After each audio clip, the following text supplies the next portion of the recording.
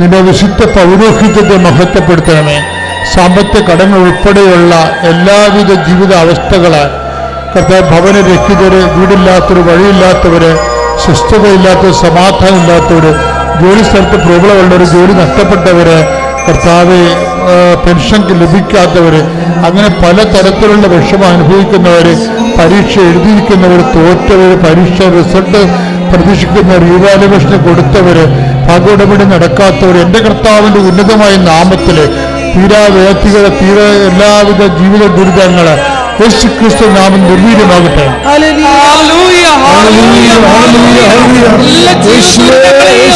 ഏറ്റെടുക്കണമേ എന്ന് പ്രാർത്ഥിക്കുന്നു. കണ്ണുനീരോട് പ്രാർത്ഥിക്കുന്ന എല്ലാ മക്കളെയും സ്പർശിക്കണമേ എന്ന് പ്രാർത്ഥിക്കുന്നു. ഹല്ലേലൂയ, ഹല്ലേലൂയ, മഹത്വം, മഹത്വം, ആരാധന, ആരാധന. ഹല്ലേലൂയ.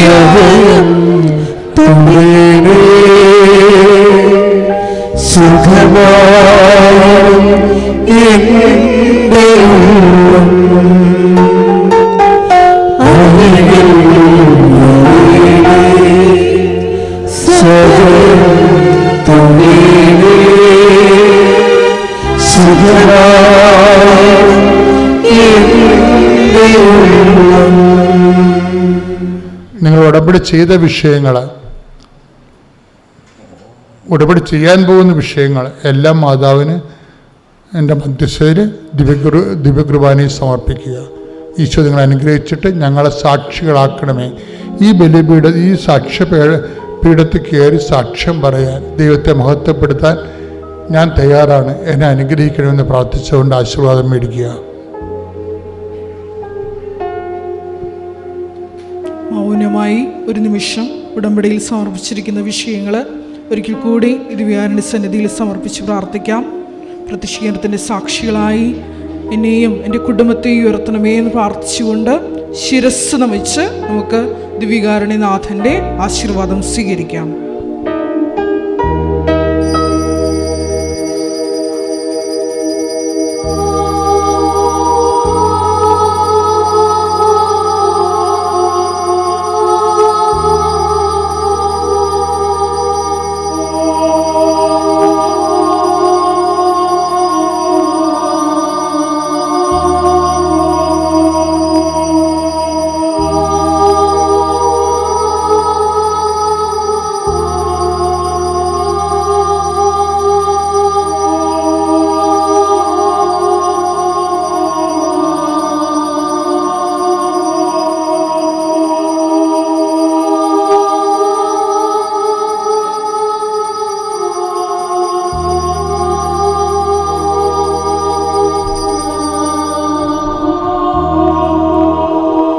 പരിശുദ്ധ പരമമാ ദിവ്യകാരുണ്യമേ, എന്നും അങ്ങേയ്ക്കാരാധന. പരിശുദ്ധ പരമമാ ദിവ്യകാരുണ്യമേ, എന്നും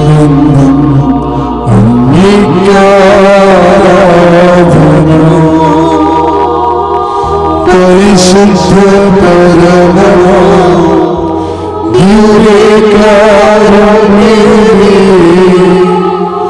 എന്നും അങ്ങേയ്ക്കാരാധന.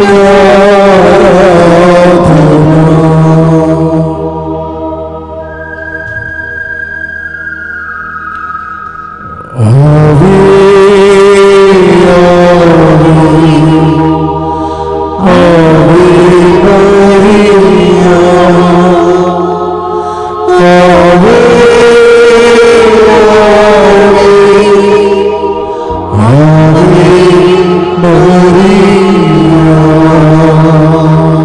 പ്രിയപ്പെട്ടവരെ, സന്തോഷത്തോടെ കർത്താവിൻ്റെ തിരുസന്നിധാനത്തിലേക്ക് എല്ലാവരെയും ഹൃദയംഗമായിട്ട് സ്വാഗതം ചെയ്യാണ്.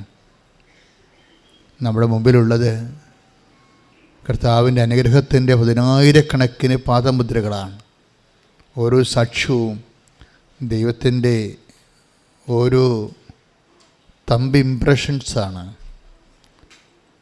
കർത്താവിൻ്റെ സാന്നിധ്യത്തെ നീ വണങ്ങിയതിനും ആരാധിച്ചതിനും അവൻ്റെ വചനമനുസരിച്ചുകൊണ്ട് നീ ഉടമ്പടി പ്രകാരം ജീവിച്ചതിനും കർത്താവിൻ്റെ കയ്യൊപ്പായിട്ടാണ് നമുക്ക് അനുഭവങ്ങൾ ലഭിക്കുക. കിട്ടിയ അനുഭവങ്ങളെല്ലാം ഓർത്തുകൊണ്ട് കൈ അടിച്ചു കൊടുത്ത് ആനുസ്വദിക്കണ്ടല്ലോ.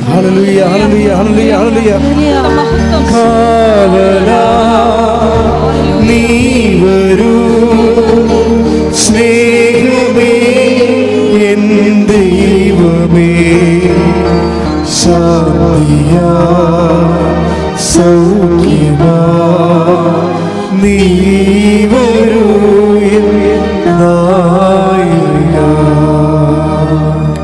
കൈ നെഞ്ചത്ത് വെച്ചുകൊണ്ട് പ്രാർത്ഥിക്കുക. കർത്താവായ ദൈവമേ, വീണ്ടും അങ്ങയുടെ സാന്നിധ്യം കടന്നു പോകുന്ന ദൈവത്തിന്റെ ഒരു ഉപകരണമായി എന്റെ ജീവിതത്തെ നീ രൂപാന്തരപ്പെടുത്തണമേ.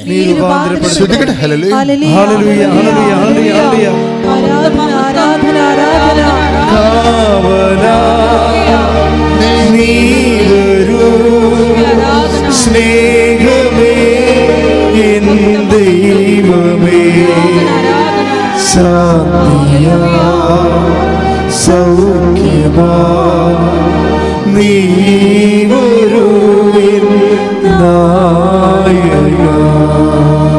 കർത്താവിൻ്റെ വചനത്തിൽ നിന്ന് എൻ്റെ മനസ്സിൽ ഇപ്പോഴും ഈ സെക്കൻഡിന് വരുന്ന വചനം, സന്ധ്യയിൽ കരച്ചിൽ വരുന്നു, പ്രഭാതത്തിൽ സന്തോഷവും. Take the word of God. സ്തുതിക്കട്ടെ. Hallelujah hallelujah hallelujah hallelujah. യേശുവേ ആരാധന ആരാധന ആരാധന ആരാധന. Hallelujah hallelujah hallelujah.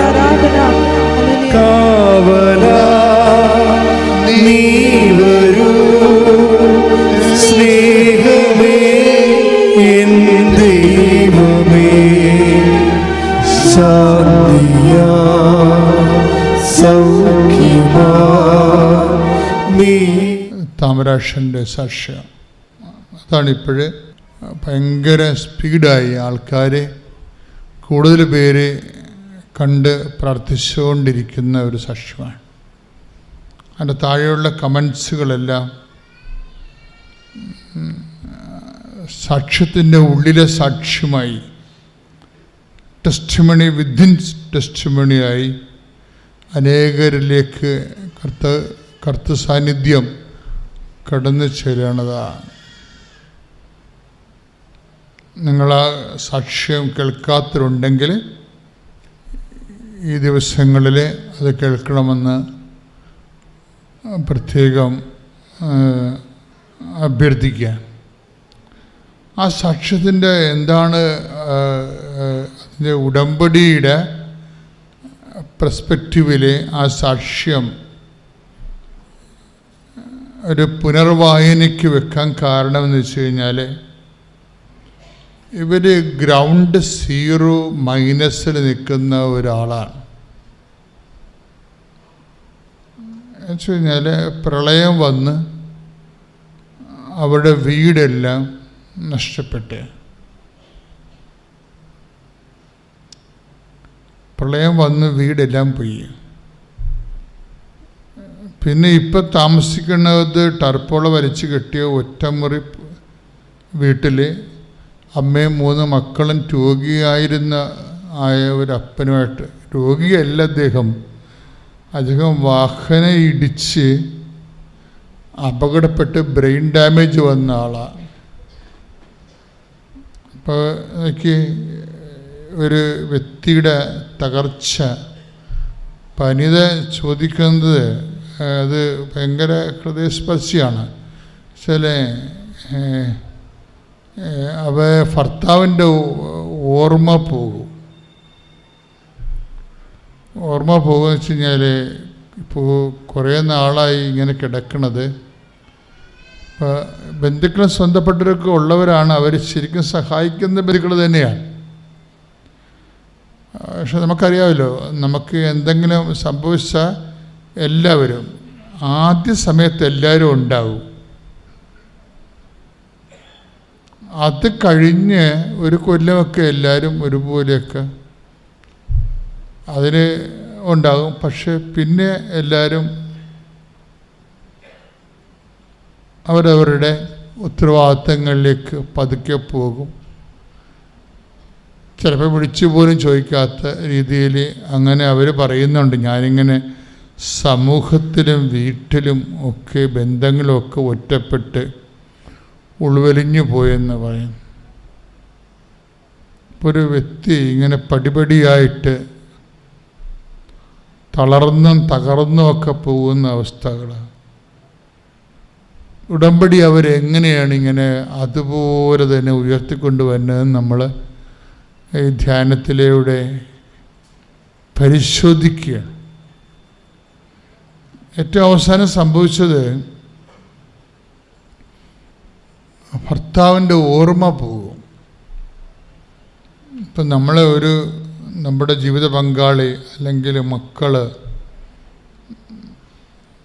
നമ്മൾ ശുശ്രൂഷിക്കുമ്പോൾ അവർക്ക് നമ്മളെ ശുശ്രൂഷിക്കുമ്പോൾ നമ്മളെ ശുശ്രൂഷിക്കാൻ വേണ്ടി അവശേഷിക്കുന്ന ഒരു ഉത്തേജനം എന്ന് പറയണത്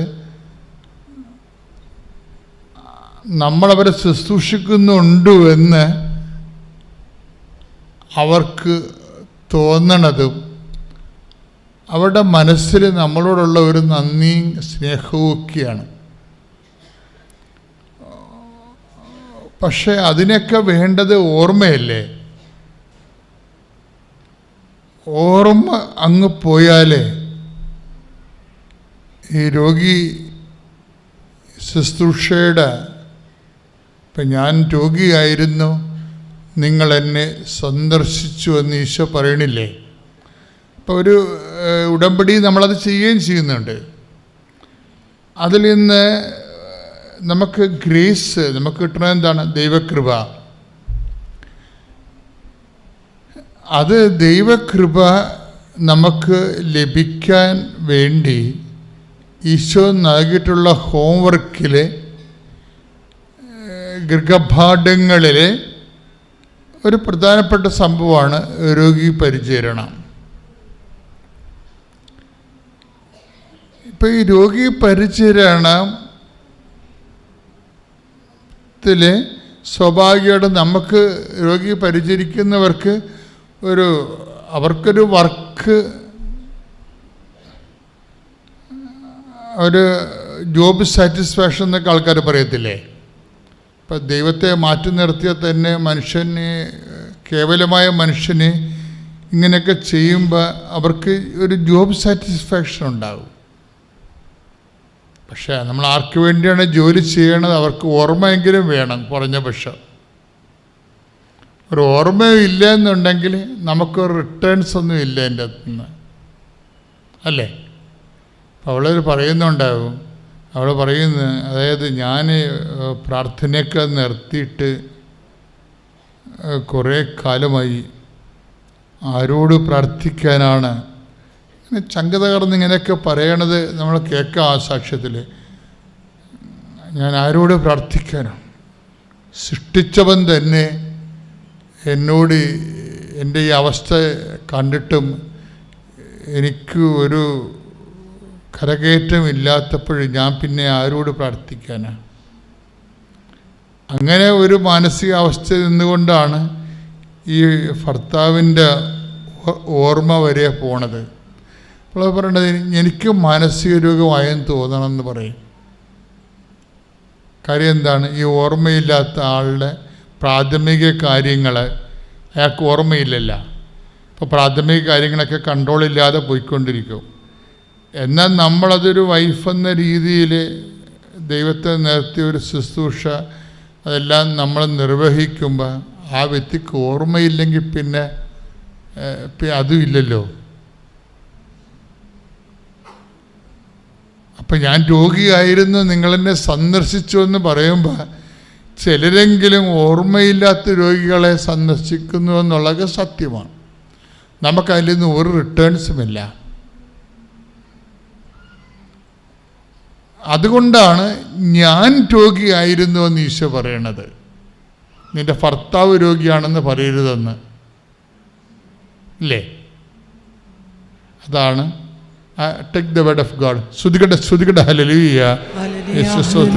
ഹല്ലേലൂയ ഹല്ലേലൂയ യേശുവേ നന്ദി യേശുവേ സ്തുതി ഹല്ലേലൂയ ഹല്ലേലൂയ യേശുവേ ആരാധന ആരാധന ഹല്ലേലൂയ ഹല്ലേലൂയ ഹല്ലേലൂയ കരയല്ലേ തളരല്ലേ നെഞ്ചൊന്നു നീടല്ലേ നിന്നെ കാണാൻ നിന്നെ കേൾക്കാൻ നാദരുണ്ടിവിടെ ആരാധിച്ചിടാം പരിശുദ്ധ പരമദിവ്യകാരുണ്യത്തിന് ആരാധനയും സ്തുതിയും പുകഴ്ചയും ഉണ്ടാകട്ടെ. മത്തായി 25:36 ഞാൻ രോഗിയായിരുന്നു, നിങ്ങൾ എന്നെ സന്ദർശിച്ചു. മത്തായി ശ്ലീഹായുടെ സുവിശേഷമാണ് 25-ാം അധ്യായം 36-ാമത്തെ വചനം. എന്താ പറയണത്? ഞാൻ രോഗിയായിരുന്നു. അപ്പോൾ അവളുടെ ഭർത്താവ് രോഗിയായിരുന്നു, അല്ല നിങ്ങളുടെ മകൻ രോഗിയായിരുന്നു എന്നല്ല. ഇവരെ രോഗികളിലെ നമ്മൾ മക്കളെയാണ് അല്ല ഭർത്താവിനെയാണ് കാണുന്നതെങ്കിൽ ഒരു ടൈം ആകുമ്പോൾ നമുക്ക് ബോറടിക്കുകയും റിട്ടേൺ കിട്ടാത്ത കാരണം നമ്മൾ മാനസിക രോഗികളായി മാറുകയും ചെയ്യും. അപ്പം ആരെയെങ്കിലും ശുശ്രൂഷിക്കുന്നുണ്ട് ഉടമ്പടിയുടെ വെളിച്ചത്തിലെങ്കിൽ നിങ്ങൾ ശ്രദ്ധിക്കേണ്ട കാര്യം ഈ 25-36 എന്താണ്? ആ രോഗിയെ XY നമ്മൾ ശുശ്രൂഷിക്കുന്നവരെ ആരായിട്ട് കാണണം? നീ സ്നേഹിക്കുന്ന നിനക്ക് വേണ്ടി മരിച്ച യേശു ക്രിസ്തുവായിട്ട് കാണണം. കൈയടിച്ച് കർത്താനുസ്മരണി. കാരുണ്യ പ്രവർത്തികൾ ചെയ്യുമ്പോൾ എന്നെ കണ്ടത് ചെയ്യുവാൻ, നാമമഹത്വത്തിനായി അത് ചെയ്യുവാൻ ഞങ്ങളെ അഭിഷേകം ചെയ്യണമേ. ഹല്ലേലൂയ തളരല്ലേ നെഞ്ചൊന്നു നീടല്ലേ നിന്നെ കാണാൻ നിന്നെ കേൾക്കാൻ നാദരുണ്ടിവിടെ ആരാധിച്ചിടാം. അപ്പോൾ അവൻ എങ്ങനെയെങ്കിലും UK കാനഡ ഒരൊറ്റ സ്വപ്നം മാത്രമേ അവനുള്ളൂ. അവൻ പറയുന്നത് ഇന്ത്യക്ക് ഭാവിയില്ല, അതുകൊണ്ട് ഞാൻ UK പോവുക എന്നുള്ളതാണ് അവൻ പറയുന്നത്. അപ്പോൾ ചാച്ചനപ്പോഴും സമ്മതിക്കുന്നില്ല പോകാനായിട്ട്. ഞാൻ ഒരു തരത്തിൽ പറഞ്ഞ് സമ്മതിപ്പിച്ചു. ഞാൻ പറഞ്ഞു എന്തെങ്കിലും ആട്ടെ എന്നും പറഞ്ഞുകൊണ്ട് ആങ്ങളെ പറഞ്ഞു അങ്ങനെ കൊണ്ടുപോകാമെന്ന് പറഞ്ഞു. അവൻ നെടുങ്കുന്നത്ത് പോയി ഒരിടത്ത് പോയി നിന്നു, അതിന് പ്രാക്ടീസ് ചെയ്തപ്പോൾ ഞാൻ ചോദിച്ചു നീ ഹാപ്പിയാണോ? അപ്പം പറഞ്ഞില്ല അമ്മ, ഞാൻ എന്ത് ജോലി വേണേലും ഞാൻ ചെയ്തോളാം, എനിക്ക് UK പോയാൽ മതി, അതാണ് അവൻ്റെ കാര്യം. അത് കഴിഞ്ഞ് എന്നിട്ട് ഇങ്ങനെ നോക്കിയിരുന്നിട്ട് ഇൻ്റർവ്യൂ അറ്റൻഡ് ചെയ്യും. ആങ്ങളെ പറയുന്ന ആങ്ങളുടെ കൂട്ടുകാരനാണ് ഏജൻറ്റ്. അപ്പം ഇൻ്റർവ്യൂ അറ്റൻഡ് ചെയ്യും, ഒരു അനക്കവും ഇല്ല. അങ്ങനെ അത് കഴിഞ്ഞപ്പോഴത്തേക്കിനാണ് പറയുന്നത് നേഴ്സുമാരെ മാത്രമേ ഇൻ്റർവ്യൂ 3-4 ഇൻ്റർവ്യൂകൾ അറ്റൻഡ് ചെയ്തു. അപ്പോൾ അത് പാസ്സാകും. അത് കഴിഞ്ഞ് ഒരു അനക്കവും ഇല്ല. അപ്പോഴാണ് അറിയുന്നത് നേഴ്സുമാരെ കൊണ്ടുവന്ന കാരണം കെയർടേക്കർമാരെ കൊണ്ടുപോകുന്നില്ല എന്നുള്ളത്. അപ്പോൾ വിഷമമായി. അത് കഴിഞ്ഞ് ഒരു ദിവസം ഞാനും എൻ്റെ ഹസ്ബൻഡും കൂടി ഇവിടെ വന്നിരുന്ന് പ്രാർത്ഥിക്കാൻ വന്നതാണ്. പക്ഷേ ഉടമ്പടി എടുക്കാൻ വന്നല്ലായിരുന്നു, പ്രാർത്ഥിക്കാൻ വന്നിരുന്ന് പ്രാർത്ഥിച്ച് കഴിഞ്ഞപ്പോൾ എൻ്റെ ഹസ്ബൻഡ് എന്നോട് പറഞ്ഞു നമുക്കെന്നാൽ ഉടമ്പടി എടുക്കാം എന്ന് പറഞ്ഞു. അപ്പോൾ എന്നോട് പറഞ്ഞു നിങ്ങളെടുത്തോ, ആൻസമ എടുത്തോ, ഞാൻ എടുക്കുന്നില്ല, എനിക്ക് പറ്റത്തില്ല, അതുകൊണ്ട് ആൻസമ എടുക്കാൻ പറഞ്ഞു. അങ്ങനെ ഞാൻ ഉടമ്പടി എടുത്തു. ആദ്യത്തെ നിയോഗം വെച്ചിരുന്നത് UK അവൻ പോകാൻ വേണ്ടിയായിരുന്നു ഞാൻ ആദ്യം നിയോഗം വെച്ചിരുന്നത്. ആ നിയോഗം വെച്ചു, പ്രാർത്ഥിച്ചു. അത് കഴിഞ്ഞേച്ചും പിന്നെയും ഇൻ്റർവ്യൂ വരുന്നു, ഒരു അനക്കവും ഇല്ല, ഇങ്ങനെ ഇരിക്കുക. ഞാൻ മാതാവിനിടയ്ക്ക് പ്രാർത്ഥിച്ചുകൊണ്ടിരുന്നു. അവനെ ഇടയ്ക്ക് ഞാൻ കൊണ്ടുവന്നു. ഇത് നടക്കാതെ താമസം വന്നുകൊണ്ടിരുന്നപ്പോഴത്തേക്കിനും ഞാൻ അവൻ്റെ മോനെയും കൂടെ ഇവിടെ കൊണ്ടുവന്നു. അവനെയും കൊണ്ട് ഞാൻ ഉടമ്പടി എടുപ്പിച്ചു. അത് അങ്ങനെ പ്രാർത്ഥിച്ചുകൊണ്ടിരിക്കുമ്പോഴാണ് ഒരനക്കവും ഇല്ല. ഞാൻ മെയ് മാസത്തിൽ ഞാൻ പറഞ്ഞു എൻ്റെ അമ്മയുടെ മാസമാണ് ഈ മെയ് മാസം. ഞാൻ ഇപ്പം വണക്കമാസം ചെല്ലുന്നുണ്ടായിരുന്നു. ഞാൻ പറഞ്ഞു ഈ വണക്കമാസം തീരുമ്പം എനിക്കിതിനൊരു ഉത്തരം കിട്ടിയിരിക്കണമെന്ന് ഞാനിങ്ങനെ അമ്മയോട് പ്രാർത്ഥിച്ചു. അപ്പോൾ 30-ാം തീയതി ഒരു ഇൻ്റർവ്യൂ ഉണ്ടെന്നും പറഞ്ഞുകൊണ്ട് അവർ വിളിച്ചു. അത് പക്ഷേ ആ ഏജൻസി വേറൊരു ഏജൻസി ആയിരുന്നു, ആങ്ങളെ പറഞ്ഞ ഏജൻസി അല്ല. അപ്പോൾ ആങ്ങളെ എന്നോട് പറഞ്ഞു എടി നീ അത് കൊടുത്തോ, എന്നാന്ന് പറഞ്ഞാൽ ഒരെണ്ണം തന്നെ നമ്മൾ നോക്കിയിരിക്കേണ്ട, ആ ഏജൻസിയുടെയും കൂടെ അറ്റൻഡ് ചെയ്തോളാൻ പറഞ്ഞു. ഇൻ്റർവ്യൂ അറ്റൻഡ് ചെയ്തു, അത് പാസ്സായി. അത് കഴിഞ്ഞപ്പോഴത്തേന് അവർ പറഞ്ഞു ഒരു വേക്കൻസി ഉണ്ട്, അത് ബ്ലോക്ക് ചെയ്യാൻ വേണ്ടി 5 ലക്ഷം രൂപ അടയ്ക്കണമെന്ന് പറഞ്ഞു. ഞങ്ങൾ അന്നേരപ്പം തന്നെ പെട്ടെന്ന് 5 ലക്ഷം രൂപ അതിനടച്ചു. അടച്ചു കഴിഞ്ഞപ്പോഴത്തേക്കിനാണ് പിറ്റേ ദിവസം ആങ്ങള പറഞ്ഞ ഏജൻസിയിൽ നിന്ന് അവർ വിളിച്ചിട്ട് പറഞ്ഞു തിങ്കളാഴ്ച ഒരു ഇൻ്റർവ്യൂ ഉണ്ട്, അത് അറ്റൻഡ് ചെയ്യാൻ പറഞ്ഞു. ഞങ്ങൾ ആകെപ്പാടെ കൺഫ്യൂഷനായി, എന്ത് ചെയ്യും? 5 ലക്ഷം രൂപ അവർക്ക് കൊടുക്കുകയും ചെയ്തു, മറ്റേ ഏജൻസിക്ക് ഞങ്ങൾ കൊടുക്കുകയും ചെയ്തു. ഇപ്പം എന്ത് ചെയ്യേണ്ട? ആങ്ങളെ പറഞ്ഞ ഏജൻസിക്കാർ വിളിക്കുകയും ചെയ്തിരിക്കുന്നു, എന്നാ ചെയ്യും? ഞാൻ പിന്നെ മാതാവിനോട് പ്രാർത്ഥിച്ചു, എൻ്റെ അമ്മേ എന്നാണെന്ന് വെച്ചാൽ ഞങ്ങൾക്ക് ഒരു തീരുമാനം കാണിച്ചു തരണമെന്ന്. അങ്ങനെ പിന്നെ ഏതായാലും എല്ലാവരും പറഞ്ഞു, ആങ്ങളെ എന്നിട്ടിപ്പം നാട്ടിലുണ്ട്. അപ്പോൾ അവൻ പറഞ്ഞു ഏതായാലും നീ തിങ്കളാഴ്ചത്തെ ഇൻ്റർവ്യൂ അറ്റൻഡ് ചെയ്യാൻ പറഞ്ഞു. അങ്ങനെ തിങ്കളാഴ്ചത്തെ ഇൻ്റർവ്യൂ അറ്റൻഡ് ചെയ്തു. അപ്പോൾ അതിന് മുമ്പായിട്ട് പിന്നെ IELTS പാസ്സായി നിൽക്കുവാണല്ലോ. അപ്പോൾ അത് കഴിഞ്ഞ് ഒരു 5-6 മാസം കഴിഞ്ഞപ്പോഴാണ് ആങ്ങൾ പറയുന്നേടാ IELTS പറ്റത്തില്ല, UKVI വേണമെന്ന് പറഞ്ഞു. അപ്പം UKVI പഠിക്കാനായിട്ട് പിന്നെയും പഠിക്കണമല്ലോ. അപ്പോൾ അവൻ പറഞ്ഞു ഞാൻ പഠിക്കുന്നില്ല, ഏതായാലും IELTS ഞാൻ അറ്റൻഡ് ചെയ്തതാണല്ലോ. അപ്പോൾ ആ ഒരു ധൈര്യത്തിൽ അവൻ പറഞ്ഞു ഞാൻ ഇനി പഠിക്കാനൊന്നും പോകുന്നില്ല, ഏതായാലും ഞാൻ ഇൻ്റർവ്യൂ IELTSൻ്റെ എക്സാം എടുക്കുവാന്ന് പറഞ്ഞു. ഏതായാലും എക്സാം ആ മാസം ഡേറ്റ് കിട്ടിയെങ്കിലേ പറ്റത്തുള്ളൂ, അല്ലെങ്കിൽ അത് പോകും. പിന്നെ മാതാവിനോട് പ്രാർത്ഥിച്ചു, എക്സാമിന് ഡേറ്റും കിട്ടി. അവൻ പിന്നെ ഒരാഴ്ച കൊണ്ടുപോയി എക്സാം എഴുതിയപ്പോൾ ഞാൻ കൊച്ചി എറണാകുളത്തിനും പോയി. ഞാൻ നേരെ ഇവിടേക്കും വന്നു. ഇവിടെ വന്ന് മാതാവിൻ്റെ ഈ പള്ളിക്കകത്തിരുന്ന് ഞാൻ പ്രാർത്ഥിച്ചുകൊണ്ടിരുന്നു. അപ്പം രാവിലത്തെ എക്സാം കഴിഞ്ഞപ്പോൾ അവൻ പറഞ്ഞു മമ്മി പാടായിരുന്നു. അപ്പം ഞാൻ പറഞ്ഞില്ല കുഴപ്പമില്ല. അപ്പം ഞാൻ അന്നേരപ്പോഴെല്ലാം ഈ ഇൻ്റർവ്യൂ അറ്റൻഡ് ചെയ്യിപ്പിക്കുമ്പോഴെല്ലാം ഞാൻ കാശ് രൂപ എടുത്തവൻ്റെ കൈ കൊടുക്കും. എന്നിട്ട് ഉടമ്പടി തൈലവും നെറ്റിക്ക് പുരട്ടിക്കൊണ്ടാണ് ഇൻ്റർവ്യൂവിന് ഇരുത്തുന്നതും. പിന്നെ എക്സാമിന് എറണാകുളത്ത് വിട്ടപ്പോഴും ഞാൻ കാശ് രൂപ എല്ലാം കൊടുത്തു വിട്ടായിരുന്നു. അത് കഴിഞ്ഞേച്ചും അപ്പം രാവിലത്തെ ഇൻ്റർവ്യൂ എക്സാം പാടായിരുന്നു. അത് കഴിഞ്ഞേച്ചും പിന്നെ ഉച്ച കഴിഞ്ഞപ്പം എക്സാം എഴുതി. അപ്പം ഞാൻ പറയും മോൻ പേടിക്കേണ്ട, ധൈര്യമായിട്ടൊന്ന് പരീക്ഷ എഴുതിക്കോ എന്ന് പറഞ്ഞു. എക്സാമിൻ്റെ റിസൾട്ട് വന്നപ്പോഴത്തേക്കിനും അവന് കിട്ടേണ്ട സ്കോറ് ഫുള്ളായിട്ടുണ്ട്, നല്ല സ്കോറ് കിട്ടി. മാതാവ് അനുഗ്രഹിച്ചു, പാസ്സായി. അത് കഴിഞ്ഞ് പിന്നെ അപ്പോൾ 5 ലക്ഷം രൂപ നമ്മൾ കൊടുത്തു, ആ പൈസ നമുക്ക് തിരിച്ച് കിട്ടണം. ഈ ഇൻ്റർവ്യൂ പാസ്സായി, ആങ്ങളെ പറഞ്ഞ ആ ഏജൻസിയുടെ ഇൻ്റർവ്യൂ പാസ്സായി. അത് കഴിഞ്ഞ് പിന്നെയും താമസിങ്ങി നിൽക്കുകയാണ്. പിന്നെ ഏതായാലും പെട്ടെന്ന് മാതാവിനോട് ഞങ്ങൾ പ്രാർത്ഥിച്ചു. ഞാൻ പറഞ്ഞു മോനെ, അപ്പം ഞാനിങ്ങനെ താമസം വരുമ്പോൾ വിഷമിക്കും. അവൻ പറയും മമ്മി പേടിക്കണ്ട, എനിക്ക് സമയമായിട്ടില്ല, സമയമാകുമ്പം അതെല്ലാം നടക്കും എന്നും പറഞ്ഞുകൊണ്ട് അവൻ എനിക്ക് ധൈര്യം തന്നു. അത് കഴിഞ്ഞപ്പോഴത്തേക്കിന് പിന്നെ ആങ്ങളെ പറഞ്ഞ ഇൻ്റർവ്യൂ പാസ്സായി. അത് കഴിഞ്ഞ് പിന്നെ വിസ എല്ലാം വന്നു. എല്ലാം പെട്ടെന്നായിരുന്നു. പിന്നെ ഉള്ള കാര്യങ്ങൾ മുഴുവൻ പെട്ടെന്നായിരുന്നു. ഞാൻ പിന്നെ അവൻ്റെ ബർത്ത്ഡേ ഈ ജൂലൈ 26-നായിരുന്നു ബർത്ത്ഡേ. അന്ന് വിസ അവന് വന്നു. വിസ വന്ന് 30-ാം തീയതി ടിക്കറ്റും കിട്ടി. അവൻ 30-ാം തീയതി UK പോയി.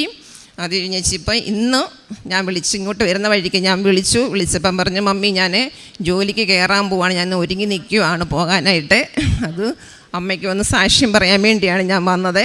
അമ്മ തന്ന ഈശോയിലൂടെ തന്ന അനുഗ്രഹമാണ്, ഏറ്റവും വലിയൊരു അനുഗ്രഹമാണത്. അവൻ്റെ 1.5 വർഷത്തെ സ്വപ്നമായിരുന്നു UK അല്ലെങ്കിൽ കാനഡ. ഇതിനിടയ്ക്ക് അവൻ കാനഡയ്ക്ക് പോകാൻ ഒരുങ്ങി, അപ്പോഴും തടസ്സം വന്നു. പക്ഷേ അന്നേരം ഇതായിരുന്നു കാര്യം, അമ്മ അവനെ UK വിടാനാണ് ഒരുങ്ങുന്നത്. ഞാൻ നിയോഗം വെച്ചതും അവൻ UK പോകണം. എന്നാന്ന് പറഞ്ഞാൽ ആങ്ങളെ അവിടെ ഉള്ളത് കൊണ്ട് എനിക്കൊരു ധൈര്യം, UK പോവുകയാണെങ്കിൽ അവൻ നോക്കാനുണ്ടല്ലോ എന്നുള്ളൊരു ധൈര്യം. അപ്പം അത് അമ്മ സാധിച്ചു തന്നു. പിന്നെ രണ്ടാമത്തേത് 24 വർഷമായി അവന് അലർജി അസുഖം ഉണ്ടായിരുന്നു. അലർജി എന്ന് പറഞ്ഞാൽ കുഞ്ഞിലെ തൊട്ട് ശ്വാസമുട്ടലിന് നമ്മൾ മരുന്ന് ചെയ്യുമ്പോൾ സ്കിന്നിൽ പൊട്ടും, സ്കിന്നിന് മരുന്ന് ചെയ്യുമ്പോൾ ശ്വാസമുട്ടൽ വരും. അപ്പം അങ്ങനെ കിടന്ന് ഞാൻ പോകാത്ത ആശുപത്രികളില്ല.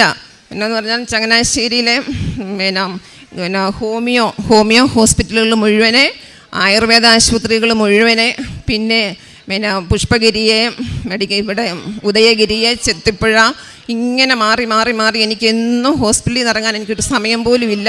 ഒരാഴ്ച കുഞ്ഞ് സ്കൂളിൽ പോകും, അത് കഴിഞ്ഞ് വീണ്ടും അസുഖം, ഉടനെ ശ്വാസമുട്ടലാണ്. അത് ശ്വാസമുട്ടൽ നമ്മൾ മരുന്ന് ചെയ്യുമ്പോൾ സ്കിന്നിൽ പൊട്ടും, ഉടനെ സ്കിന്നിൻ്റെ ഡോക്ടറെ കാണാൻ പോകും. പിന്നെ വണ്ടാനം, അങ്ങനെ ഓരോ ഹോസ്പിറ്റൽ. ലാസ്റ്റാണ് ഞാൻ ചേർത്തലയിൽ പോകുന്ന വഴിക്കാണ് ഞാൻ പിന്നെ കൃപാസനം കാണുന്നതും കൃപാസനത്തിൽ വന്ന് പ്രാർത്ഥിക്കുകയൊക്കെ ചെയ്യുന്നത്. അതിപ്പോൾ ഉടമ്പടി തൈലം എല്ലാം പുരട്ടി മോന് നല്ല സൗഖ്യം കിട്ടി, ഒരു കുഴപ്പവും ഇല്ല, അവന് സുഖമായിട്ടിരിക്കുന്നു. പിന്നെ അടുത്തത് മൂന്നാമത്തേത് ഞങ്ങളുടെ പുരയിടം. ഞങ്ങൾക്ക് റോഡ് സൈഡിൽ ഒരു പുരയിടം ഉണ്ടായിരുന്നു. ആ പുരയിടം പക്ഷേ വർഷങ്ങളായ പുരയിടമാണ്. പക്ഷേ അത് നമ്മുടെ ആധാരത്തിൽ കിടക്കുന്നത് നിലനികത്ത് ഭൂമിയായിട്ടാണ്. അപ്പോൾ 2018 ഒരു ചമ്പക്കുളം വില്ലേജിൽ അദാലത്ത് വന്നു. പുരയിടം നിലനികത്ത് ഭൂമിയുടെ ഒരു അദാലത്ത് വന്നു. അതിൽ ഞങ്ങൾ കൊണ്ട് അത് സമർപ്പിച്ചു, അത് അപേക്ഷ വെച്ച് കഴിഞ്ഞിട്ട് പിന്നെ വെള്ളപ്പൊക്കമായി പോയി, പ്രളയം വന്നു കഴിഞ്ഞിട്ട് അന്നും ഫസ്റ്റിലത്തെ 10 പേരിൽ ഒരാളുടെ പേര് ഞങ്ങളുടേതായിരുന്നു. അതുകൊണ്ട് പിന്നെ നമ്മൾ ഇനിയും കയറി ഇറങ്ങാത്ത ഈ കളക്ടറേറ്റ് അങ്ങനെ ഇങ്ങനെ എല്ലാ ഗവൺമെൻറ് ഓഫീസുകളും കയറി ഇറങ്ങി ലാസ്റ്റ് ഞാനിവിടെ ഉടമ്പടി വെച്ചപ്പോഴത്തേക്കിനും അതും ഒരു നിയോഗം വെച്ചിരുന്നു. പിന്നെ അത് കഴിഞ്ഞും ഞങ്ങൾക്ക് 6 മാസം മുമ്പ് അതെല്ലാം പുരയിടമായിട്ട് കിട്ടി. ഞങ്ങളതിന് കരമടച്ചു. അങ്ങനെ മാതാവ് ഞങ്ങൾക്ക് അനുഗ്രഹങ്ങൾ ഇങ്ങനെ തന്നുകൊണ്ടിരിക്കുന്നു. പിന്നെ അത് കഴിഞ്ഞും ഞാൻ മോൻ്റെ ജോലിക്ക് വേണ്ടി പ്രാർത്ഥിച്ച കൂട്ടത്തിൽ തന്നെ എൻ്റെ ഹസ്ബൻഡിൻ്റെ അനിയൻ്റെ മോനും എൻ്റെ മകളുടെ അനിയന് വേണ്ടിയും അവർ ഒത്തിരി നാളായി എവിടെയെങ്കിലും ജോലിക്ക് പോകാൻ ശ്രമിച്ചുകൊണ്ടിരിക്കുമായിരുന്നു. അവർക്ക് വേണ്ടി ഞാൻ ഇവിടെ പ്രാർത്ഥിച്ചു. നിയോഗം വെച്ചല്ല, മാതാവിനിടയ്ക്ക് ഞാനത് കാര്യങ്ങൾ പറഞ്ഞ് പ്രാർത്ഥിച്ചു. അവർ 2 പേരും ഗൾഫിന് കയറിപ്പോയി. പക്ഷേ അപ്പോഴും എൻ്റെ മോൻ പോകുന്നില്ല. അപ്പം ഞാൻ മാതാവിനോട് ചോദിച്ചു, എൻ്റെ അമ്മ ഞാൻ 3 പേർക്ക് വേണ്ടി പ്രാർത്ഥിച്ചിട്ട് അമ്മ അവരെ 2 പേരെയും കയറ്റിവിട്ട് എൻ്റെ മോനെ ഇവിടെ ഇട്ടിരിക്കുവാണോ എന്ന് ഞാൻ മാതാവിനോട് ചോദിച്ചു. പക്ഷേ ഈ താമസം വന്നതെല്ലാം നന്മയ്ക്ക് വേണ്ടിയായിരുന്നു എന്ന് ഞാൻ പൂർണ്ണമായിട്ടും വിശ്വസിക്കുന്നു. എന്നാന്ന് പറഞ്ഞാൽ മോന് 5 വർഷത്തേക്കാണ് അവർ വിസ അടിച്ചിരിക്കുന്നത്. പിന്നെ അവന് ഹാപ്പിയാണ്, കുഴപ്പമൊന്നുമില്ല. പിന്നെ